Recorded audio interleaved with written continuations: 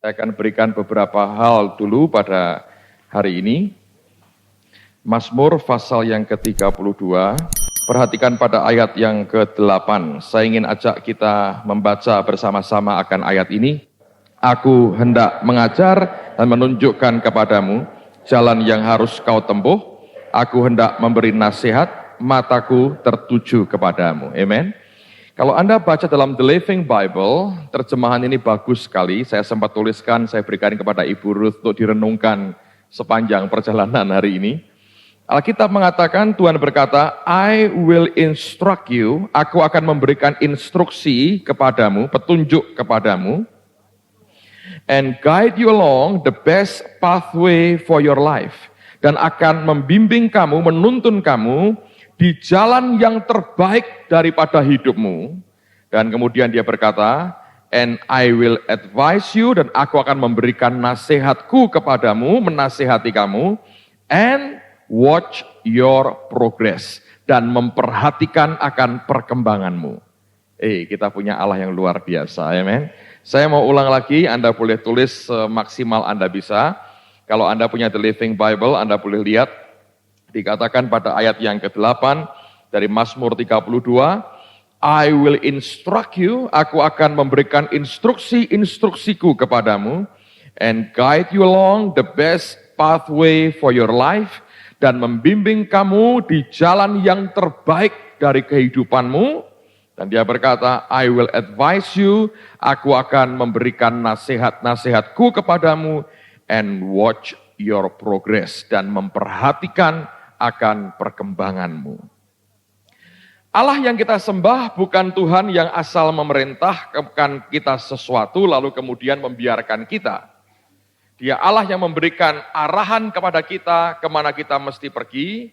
Dia Allah yang sama yang membimbing kita dan sambil kita berjalan dia berikan nasihatnya kepada kita. Tapi kemudian yang terakhir dia Tuhan yang sama yang memperhatikan perkembangan kita. Jadi Anda sadar atau tidak, suka atau tidak, setiap saat itu Tuhan memperhatikan perkembangan kita. Watch your progress. Nah, bagaimana orang atau Tuhan bisa mengerti akan perkembangan kita? Yaitu melihat akan kehidupan kita tentunya. Nah, kalau hari-hari ini banyak anak SD, SMP, SMA lagi ulangan umum, disitulah guru itu akan melihat akan progresnya. Sampai di mana understanding-nya, pengertiannya dari apa yang sudah dibagikan, diajarkan selama ini. Nah, dalam kehidupan kita, hal yang sama terjadi. Bagaimana cara Allah mempengerti akan progres kita, yaitu dengan Allah mau melihat reaksi kita pada saat kita menghadapi segala sesuatu di dalam kehidupan kita. Nangkep saudara ya? Jadi apapun yang Allah izinkan berlaku dalam kehidupan kita, itu selalu menimbulkan reaksi. Apakah itu namanya berkat, atau itu namanya kesulitan, atau namanya persoalan, apapun juga, ketika itu datang dalam kehidupan kita, itu mesti ada reaksi kita. Nah, reaksi kita itulah sebetulnya kenyataan kehidupan kita yang sebenarnya. Nah, Allah kalau mau mengerti sampai di mana perkembangan kita, dia mau perhatikan perkembangan kita, maka secara berkala, hal-hal itu secara bergantian, dalam suatu tatanan mosaik ilahi yang begitu bagus akan hadir dalam kehidupan kita. Kita suka atau tidak, itu akan muncul, dan pada waktu itu muncul, maka akan timbul suatu reaksi dari kita. Nah, reaksi itulah yang menunjukkan siapa kita. Di situ Allah berkata, oh orang ini perkembangannya sampai di sini. Oh kalau ini sudah sampai di sini, oh kalau ini belum mengerti apa-apa, oh kalau ini malah mundur. Jadi itu bisa. Tidak selalu berupa persoalan, mungkin malah namanya berkat bisa datang, lalu dia perhatikan perkembangan kita. Yang penting sebetulnya Anda mesti perhatikan, bukannya persoalan yang kita hadapi, atau tekanan yang kita alami, atau berkat yang datang mendadak dalam hidup kita, yang kita perlu perhatikan adalah reaksi kita waktu kita menghadapi semuanya itu. Sebab itu yang penting di hadapan Tuhan. Yang namanya problem, saudara, itu 1 detik selesai dengan Tuhan. Yang namanya berkat, begitu gampang dia beri, begitu gampang itu hilang dalam kehidupan kita kalau Allah tidak berkenan. Ya, tapi yang Allah mau dan tuju adalah, dia mau melihat akan reaksi kita pada saat kita menghadapi semuanya itu. Apakah kita bereaksi berontak dengan marah, dengan kepahitan, dengan dendam, dengan sakit hati? Ataukah kita juga mungkin bereaksi berlebihan dan tertawa kita sampai tidak bisa berhenti? Karena putus semua sarafnya saking senangnya dapat berkat, saudara, ya. Lalu kemudian Allah berkata, loh kenapa bisa begini ini orang? Reaksi kita itu yang diperhatikan oleh Tuhan. Dan masing-masing kita, saya ada kabar baik bagi Anda, Tuhan sudah punya paket kurikulum hidup bagi setiap kita, dan dia watch your progress. Dia perhatikan akan perkembangan saudara dan saya. Itu yang menggembirakan saudara.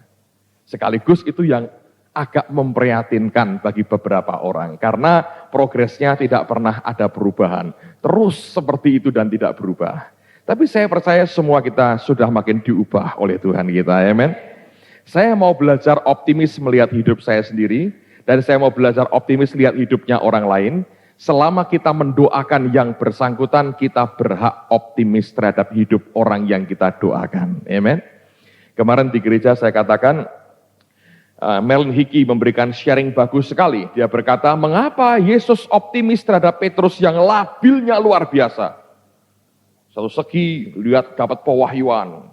Terus dihardik, nyah kok iblis. Bayangin, dari pewahyuan jadi iblis dalam waktu singkat, saudara. Hari yang sama dari Allah ke setan itu begitu labilnya luar biasa.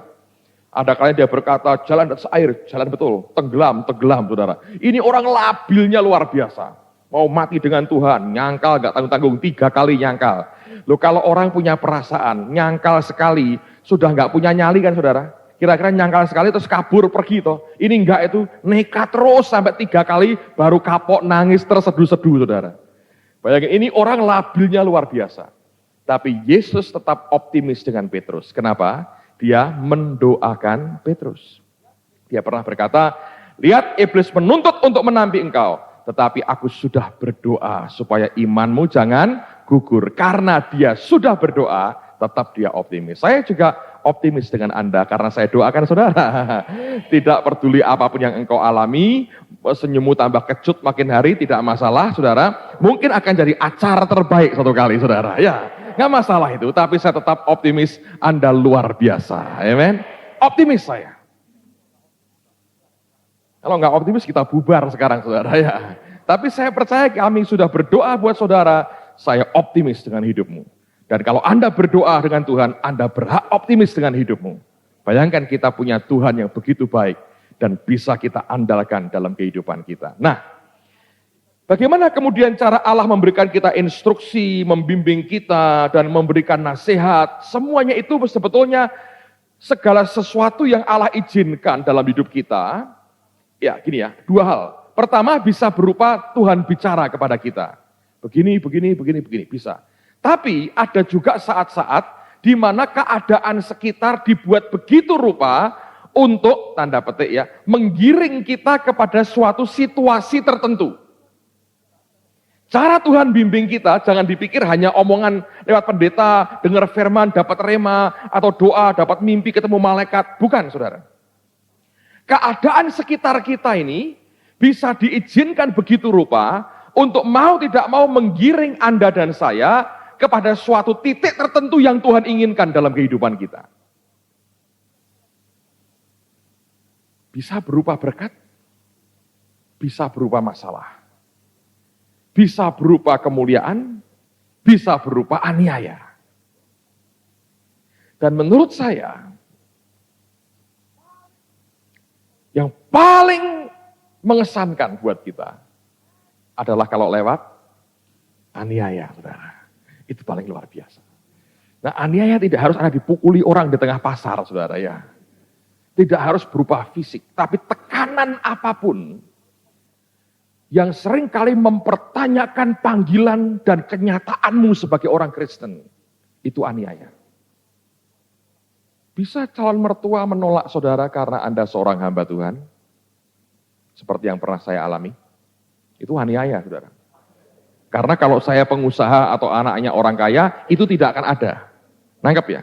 Tapi status saya sebagai pelayan Tuhan membuat orang menolak saya, itu aniaya. Apapun yang bersangkut paut dengan imanmu, yang membuat orang berkata, itu menganiaya kita. Nangkap saudara. Dalam skala yang luas, itu bisa dikategorikan aniaya. Dalam skala yang lebih sempit, aniaya kalau terus terang hanya berkata soal pelayanan kita, khotbah kita, preaching kita, tentang Yesus, ditolak orang, kita dimaki-maki. Itu dalam pengertian sempit, dalam pengertian yang lebih luas.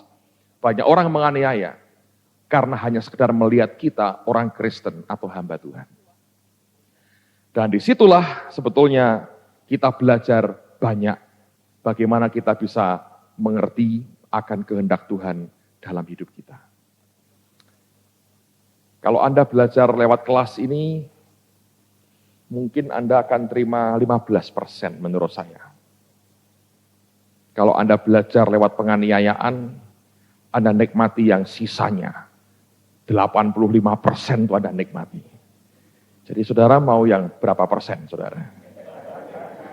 Tapi untuk menghadapi yang 85%, Anda disiapin yang 15%. Tapi kalau berhenti 15%, Anda cuma 15%. Tahu tapi nggak ngalami.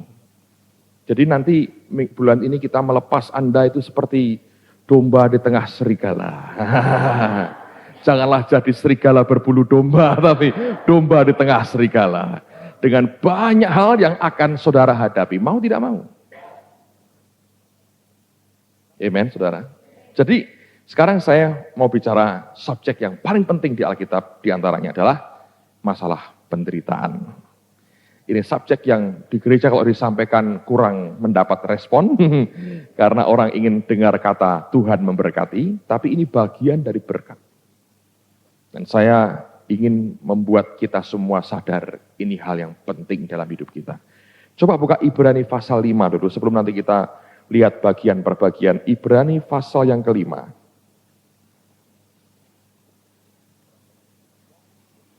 Orang-orang yang sedang menderita, saya berdoa Anda dikuatkan hari ini.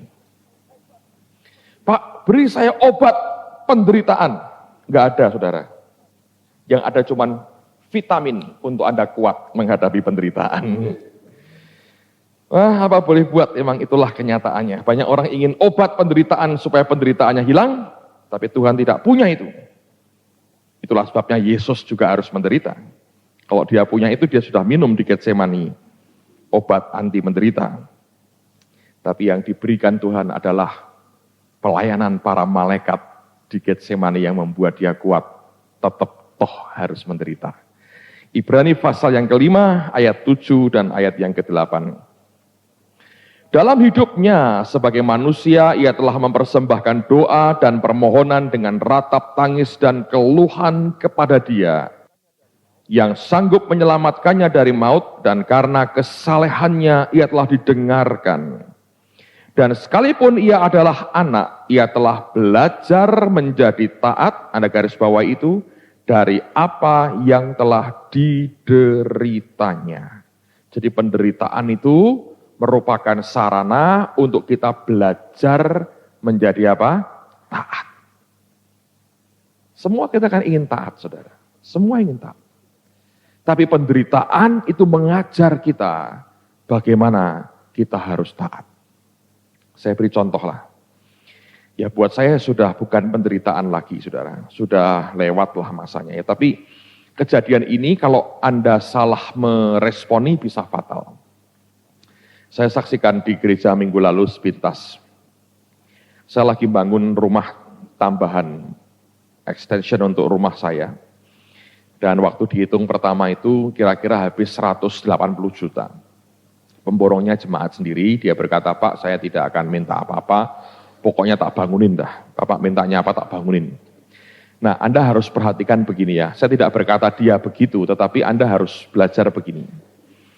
Kadang-kadang, saudara sekalian, kalau Anda jadi hamba Tuhan, lalu kemudian Anda ini dipakai Tuhan, Anda membuktikan buah dalam hidupmu, orang bisa percaya kepada imanmu, tapi dia tidak percaya kepada Tuhan. Itu beda. Ya, saya bisa percaya pada imannya Pak Ferry, tapi saya belum tentu percaya Tuhan. Gitu. Misalnya saya ini, saya ini misalnya orang jual barang elektronik misalnya. Saya bilang ke Pak Ferry, ini loh ada TV terbaru. 50 inch, flat, bagus, tipis sekali. Buat Bapak. Wah, saya belum punya uang. Ya saya berdoa dulu, dia berkata gitu kan. Saya ngerti reputasinya dia. Ini orang beriman. Saya bisa berkata, ya sudah Pak, Bapak pakai dulu dah barangnya. Nanti sebulan 2 bulan Bapak bayar nggak apa-apa lah, misalnya gitu ya. Pokoknya saya percaya Pak, Tuhan pasti memberkati. Tapi sebetulnya saya beriman kepada siapa? Bukan kepada Tuhan. Saya percaya imannya dia nyampe untuk bisa bayar TV yang saya jual. Nangkep ya? Nanti kalau sampai dia gagal, saya yang kelimpungan. Duh kok bisa? Nah itu terjadi. Adik saya sendiri gitu. Dulu waktu rumah lama yang kecil, saya bilang saya mau tinggiin, saya mau buat 2 lantai. Dia gambarin ya. Dia ngomong, sudah bisa, kamu pasti bisa. Lama-lama Tuhan berkata, kamu hati-hati loh. Itu bukan peneguhan. Dia hanya percaya pada imanmu. Dan itu nggak ada kuasanya. Dan itu dukungan palsu sebetulnya. Karena Anda akan didorong begitu rupa, diyakinkan begitu rupa bahwa engkau bisa, dia hanya percaya imanmu. Lalu kemudian dia sendiri tidak dukung dan tidak tanya Tuhan, lalu engkau paksakan dirimu, engkau gagal di tengah jalan. Nah, kasus saya ini agak sedikit berbeda. Ketika dia berkata sekian, saya berkata, oke, bangun, karena Tuhan sediakan dananya. Kenyataannya membengkak, bukan salahnya dia, karena kan beberapa barang saya minta ini. Kalau belanja kan saya milih sendiri, ini keramiknya, ini begini. Nah, orang itu kalau sudah lihat barang bagus kan, ini aja lah, ini, gitu kan lama-lama membengkak, saudara. Ya, hitungan dia hitungan standar, permintaan kita permintaan tinggi. Biasa toh, orang kalau mata itu kan tergodanya banyak. Lihat barang ini, permintaan begitu banyak. Akhirnya membengkak sampai lebih dari 200 juta, masih belum jadi. Waktu itu duit sudah habis tinggal 15 juta. Bayangin. Lalu kalau itu terjadi, garasi belum bisa ditutup dan belum bisa dipakai apa-apa. Lalu kami ngomong dengan dia, duit kami habis tinggal 15 juta. Kaget, saudara. Temannya dia, juga jemaat kami, heran. Lu kok bisa? Dia buat mereka, nah ini karena percaya pada iman saya, buat dia tidak percaya bahwa masa bisa hamba Tuhan itu kehabisan uang. Nangkep ya? Jadi Anda ngerti. Nah, pada waktu saat seperti itu, Anda mesti bereaksi apa? Karena uang 15 juta itu hanya untuk kerja seminggu paling-paling. Kalau Anda sudah finishing, Anda kerja cepat sekali dan itu butuh dana besar, itu Anda butuh uang. Dan pada waktu itu dia berkata, kira-kira sekian puluh juta kurangnya. Itu gaji saya di gereja setahun, nggak cukup saudara, untuk menutupi kekurangannya itu. Lalu kemudian, ya sudah saya berkata, kalau Tuhan nggak ngasih berhenti. Tapi berhenti dilihat, waduh ini sayang, tinggal sedikit. Tapi saya nggak mau utang. Mereka berdua kaget, kok bisa ya, kok entek ya, duitnya kok habis ya katanya. Ya bisa, uang habis toh dipakai terus, masa uang bisa beranak sendiri. Lalu kemudian, apa yang jadi reaksi kita, itu yang penting saudara. Saya tahu bertahun-tahun Tuhan didik saya secara keuangan lewat berbagai proses yang kadang-kadang berat dan menyakitkan. Tapi di situ saya belajar ketaatan itu harus dipelajari lewat penderitaan dan kesulitan. Dan tantangan dan challenge dalam kehidupan kita. Dan waktu itu pagi-pagi kami nyembah Tuhan sama-sama. Saya berkata pada istri saya, kita nggak punya pilihan lain kecuali mengucap syukur, berterima kasih. Dan lihat nanti apa yang Tuhan perintahkan. Sudah betul-betul habis itu uang saudara. Dan pada waktu itu kami nyembah Tuhan, kami memuji Tuhan, bersyukur, mengucap syukur. Saya bilang, Roh Kudus apa yang harus aku buat? Kalau Anda sudah terbiasa menghadapi tantangan, tekanan, Anda akan tahu apa yang harus Anda buat. Dan Roh Kudus berkata, ngucap syukur. Saya ngucap syukur, saudara. Terus istri saya diberitahu Tuhan, sekarang itu tenggingi itu, setan yang menghalangi berkat. Jadi tiba-tiba dia teriak, dia tenggingi.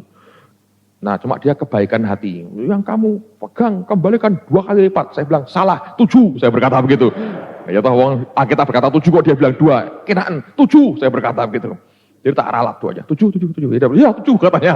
Jadi doa itu begitu saudara.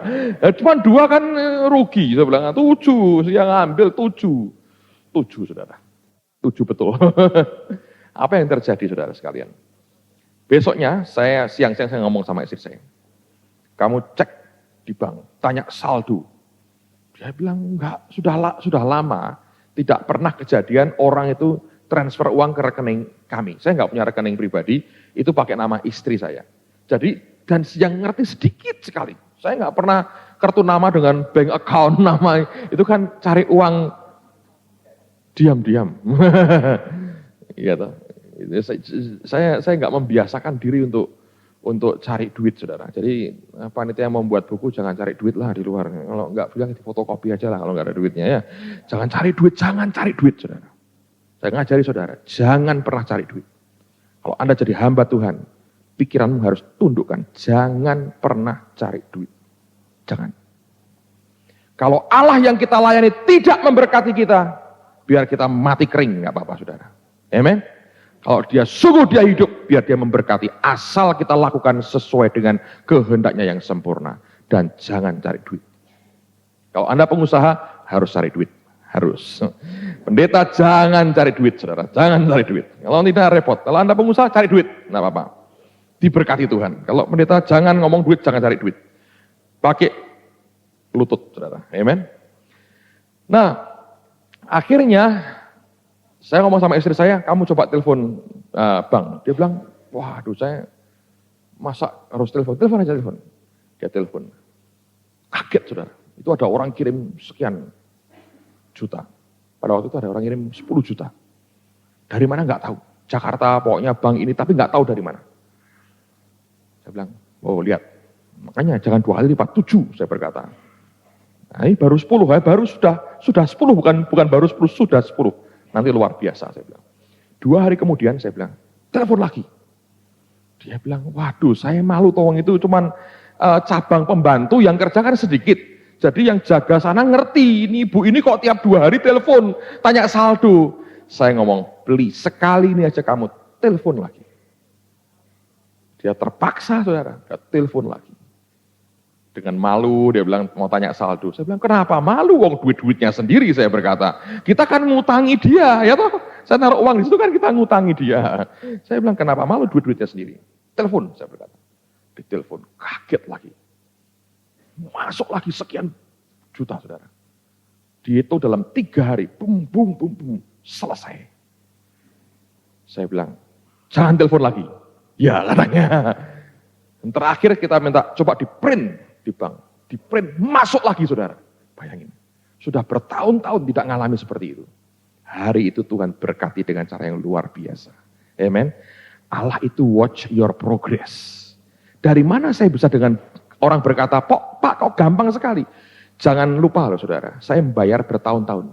Didikan Tuhan bertahun-tahun itu ngajari bagaimana saya mesti berperilaku ketika pergumulan seperti ini muncul. Nangkap ya. Jadi kalau Anda sudah mau dididik dalam kesulitan, yang begini ini muncul, Anda tahu reaksimu harus seperti apa. Nah kalau tidak tanpa penderitaan, kita tidak pernah bisa belajar untuk taat dengan apa yang Tuhan perintahkan. Tetapi oleh karena kita sendiri mau untuk belajar taat, kita harus berkata, Tuhan, apapun kurikulumnya buat aku, lewati saudara. Nanti Anda akan melihat Allah mendidik kita itu luar biasa. Amen. Dalam kerangka kasih loh saudara. Bukan dalam kerangka kebenciannya kepada kita. Nah, penderitaan itu bisa 2 sebab. Sebab pertama karena kebodohan kita, karena kesalahan kita. Dan itu ya Anda harus bertobat. Mau tidak mau kan? Anda bertobat dan kemudian dalam ketaatan Anda lakukan apa yang harus Anda lakukan. Tetapi ada penderitaan oleh karena panggilanmu. Oh ya, ada. Ada jenis-jenis pertobatan yang terjadi karena bagian dari panggilan kita yang Allah tetapkan dalam kehidupan kita. Nah, saya ingin bacakan cukup banyak ayat di samping apa yang Petrus tulis, saya akan nanti sampaikan apa yang Paulus tuliskan. Lihat dulu apa yang Petrus katakan di 1 Petrus pasal yang kedua, ayat yang ke-18 sampai 23. Buat teman yang jadi kontraktor di rumah, dia belajar sesuatu, bahwa hamba Tuhan siapapun hanya manusia. Jangan percaya kepada imannya orang, percayalah kepada Tuhan. Itu jauh lebih baik, ya. Dan dia ngelihat itu, saya ngomong terus terang kok, saya tidak mencoba menutupi apapun yang ada pada kami. Saya berkata apa adanya supaya dia belajar juga tahu bahwa pergumulan manusia itu masing-masing ada. Dan kita mesti belajar untuk melewatinya. Saya berharap 1-2 minggu pokoknya sebelum kita selesai saya bisa share sesuatu karena Anda harus mengerti nanti kelak semakin Anda diizinkan dipromosi Tuhan. Itu tekanan badainya, waduh kadang-kadang mengerikan saudara. Anda akan tahu yang namanya nyaris itu luar biasa.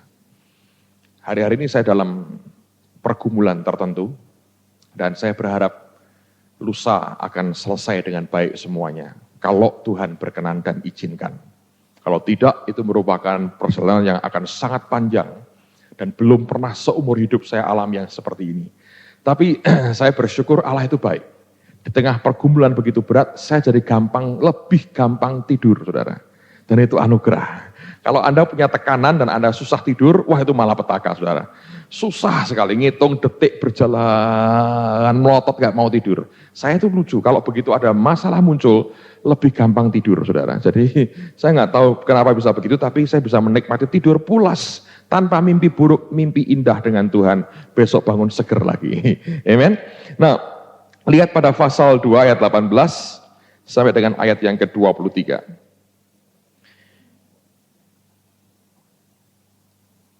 Hai kamu hamba-hamba, tunduklah dengan penuh ketakutan kepada Tuanmu, bukan saja kepada yang baik dan peramah, tapi juga kepada yang bengis. Kenyataan ya, waktu itu banyak perbudakan juga, dan ada orang-orang yang baik, ada tuan-tuan yang baik dan ramah, tapi juga ada tuan yang bengis. Sebab adalah kasih karunia jika seorang karena sadar akan kehendak Allah, menanggung penderitaan yang tidak harus ia tanggung. Jadi sadar betul karena kehendak Allah, akan kehendak Allah. Sebab dapatkah disebut pujian jika kamu menderita pukulan karena kamu berbuat dosa. Tetapi jika kamu berbuat baik dan karena itu kamu harus menderita, maka itu adalah kasih karunia pada Allah. Amen? Amen? Susah ya amen ya penderitaannya. Sebab untuk itulah kamu dipanggil. Untuk itulah kamu dipanggil. Untuk apa? Untuk menderita itu loh saudara kamu dipanggil. Karena Kristus pun telah menderita untuk kamu dan telah meninggalkan teladan bagimu. Supaya kamu mengikuti jejaknya. Ia tidak berbuat dosa dan tipu tidak ada dalam mulutnya. Ketika ia dicaci maki, ia tidak membalas dengan mencaci maki. Ketika ia menderita, ia tidak mengancam. Tetapi ia menyerahkannya kepada Dia yang menghakimi dengan apa? Adil. Nah, ini orang Kristen, saudara. Pasal 3, lihat pada ayat yang ke-13 dari pasal 3. Ayat 13. Judulnya aja sudah jelas, menderita dengan sabar. Dan siapakah yang akan berbuat jahat terhadap kamu jika kamu rajin berbuat baik? Tetapi sekalipun kamu harus menderita juga karena kebenaran, kamu akan berbahagia. Sebab itu janganlah kamu takuti apa yang mereka takuti dan janganlah gentar. Tetapi kuduskanlah Kristus di dalam hatimu sebagai Tuhan. Dan siap sedialah pada segala waktu untuk memberi pertanggungan jawab kepada tiap-tiap orang yang meminta pertanggungan jawab dari kamu tentang pengharapan yang ada padamu. Tetapi haruslah dengan lemah lembut dan hormat. Dan dengan hati nurani yang murni, supaya mereka yang menfitnah kamu karena hidupmu yang saleh dalam Kristus menjadi malu karena fitnahan mereka itu. Sebab lebih baik menderita karena berbuat baik, jika hal itu dikehendaki Allah, daripada menderita karena berbuat jahat. Jadi ada penderitaan-penderitaan karena kehendak Allah. Justru karena Anda berbuat baik. Ada. Jadi jangan terlalu kaget ya dengan dunia ini. Saya beberapa waktu lalu cukup kaget sih sebetulnya. Tapi ketika saya baca firman, Tuhan berkata, kamu jangan kaget. Itulah realita. Justru karena kamu berbuat baik, kamu akan menderita aniaya karena kebaikan itu. Jadi ada yang karena kejahatan yang kita buat, kita harus menderita. Tapi karena ada kebaikan yang kita buat, kita mesti menderita. Belum tentu semua yang kita maksudkan baik ditangkap baik oleh orang. Ya. Tapi kalau itu dalam rangka Allah kehendaki dalam kehidupan kita, bagian dari proses yang kita mesti lewati, ya mesti dilewati.